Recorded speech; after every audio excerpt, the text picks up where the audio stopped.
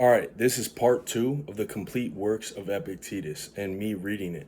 So I'm not reading the whole entire book, by the way. If you look at it, I've read the whole entire thing, and there's a bunch of different parts of it that I've highlighted.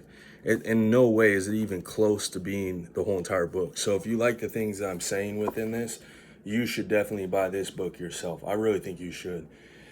And another reason why I'm reading this too is because I know that a lot of people are not going to read this, and they don't have the time or some other excuses or something like that.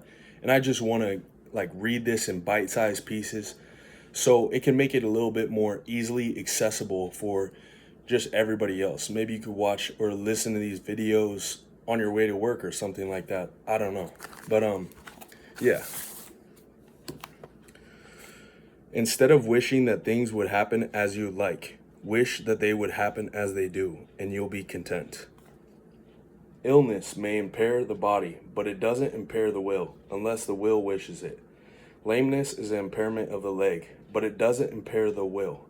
Whatever happens to you, tell yourself this, and you'll find that it is always something else that's impaired, not yourself. In every situation, remind yourself to turn to yourself and to try to find what means you have for dealing with it. If you see an attractive man or woman, you'll find that self-control is an appropriate faculty. If you're in pain, you'll find it to be fortitude. If someone's malign you'll find it to be patience. If you make this a habitual practice, you won't be carried away by your impressions. Never say, I've lost it about anything, but I've returned it. Has your child died? It has been returned. Has your wife died? She has been returned. Has your estate been confiscated? So that too has been returned. But the person who confiscated is a bad man. What difference does it make to whom the donor used as the agent of its return? As long as they're in your charge, treat them as things that belong to someone else. As travelers, treat them at an inn. If you want to make progress, discard thoughts such as, if I neglect my affairs, I'll have nothing to eat. And if I don't punish my slave, he'll turn out badly. It's better to starve to death without distress and fear than to live in affluence with a troubled mind. It's better for your slave to be bad than for you to be unhappy. Start with trivial things, then a little olive oil is spilled. A little wine is stolen. Tell yourself, this is the price I pay for equanimity and peace of mind. Nothing comes for free. And when you call for your slave, bear in mind the possibility that he might not respond, or that he might respond but do something quite different from what you want.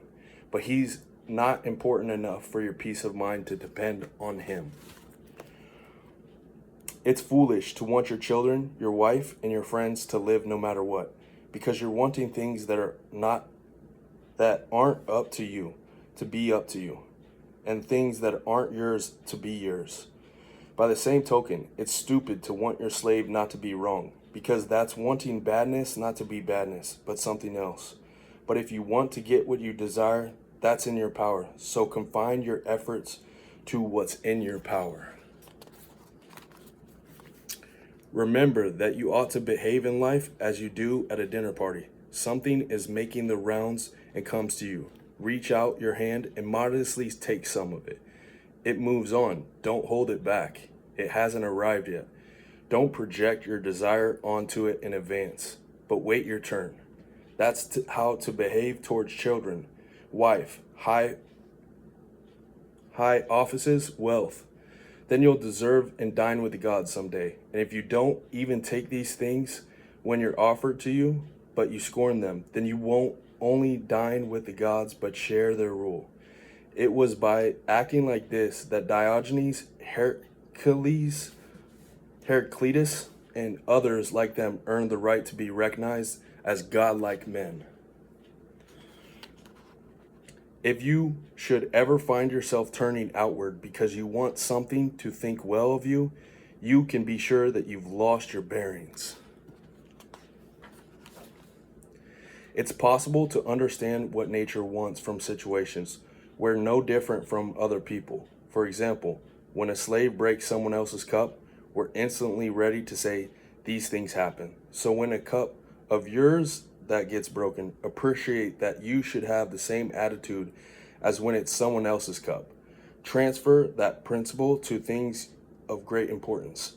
Has someone else's child of or wife died? There's no one who wouldn't say, so it goes. But when it's one of our own children or wife who's died, the automatic response is, oh no, and poor me. It's essential to remember how we feel when we hear of this happening to others. Man, first consider what kind of venture it is that your own nature, to see if you got what it takes. You like to be athlete or a wrestler. Look at your arms, your thighs, your loins. Different people are naturally suited for different things. Do you think that doing what you do now, you can be a philosopher? Do you think you can eat and drink as you do now, or get angry or irritated as you do now as a philosopher?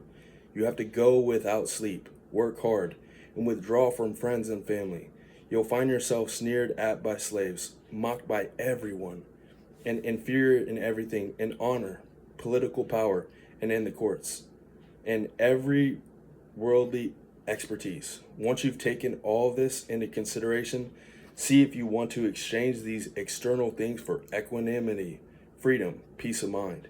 And if you don't steer clear of philosophy, don't act as children do. Be a philosopher today, a tax collector tomorrow, and an orator, then an imperial prosecutor.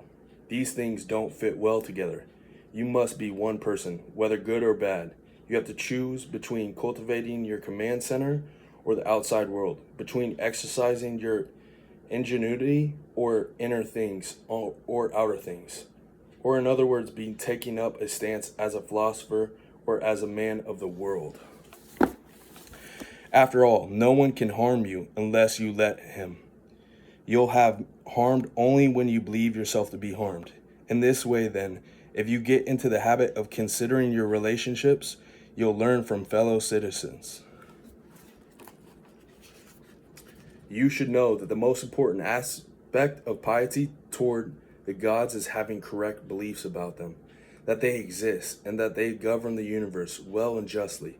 And second most important thing is to have set yourself to obey them, or in other words, to submit willingly, accommodate yourself to everything that happens, knowing that it's been brought about by flawless intelligence. In this way, you'll never either criticize the gods or accuse them of neglecting you. But it's impossible for you to happen unless you detach goodness and badness from things that aren't up to you and locate them only in things that are up to us. You can be sure that if you believe anything that isn't up to you, be good or bad, it's absolutely inevitably that. When you fail to get what you want and meet with what you don't want, you'll blame and curse those that are responsible.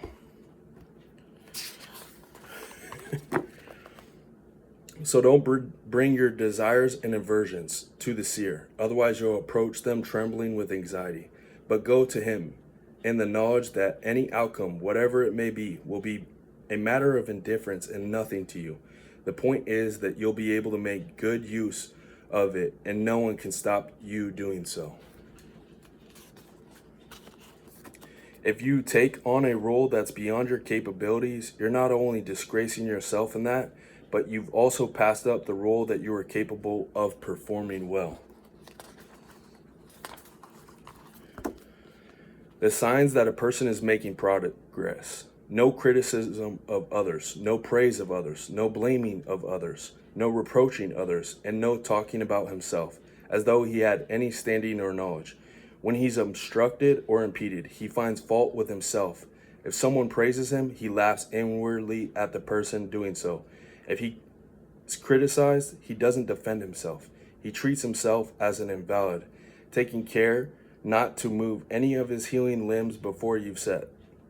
He has rid himself of every desire and has transferred his aversions entirely onto things that are contrary to nature and up to us. He managed all his inclinations with a light touch. If people take him to be simple-minded or ignorant, he doesn't care. In a word, he treats himself with circumspection, as though he were an enemy intriguing against himself. Stick with every goal you set yourself as you would by the laws, that is, regarding it as wicked and transgress of any of them. Don't worry about what people will say about you, because that's no longer your business. All right, so that's actually the enchiridion. I've read the whole entire thing, or at least the notes that I have on the enchiridion. I think that's a really good stopping point for today. And soon I'll be moving over to discourses, where it really gets heavy in here too.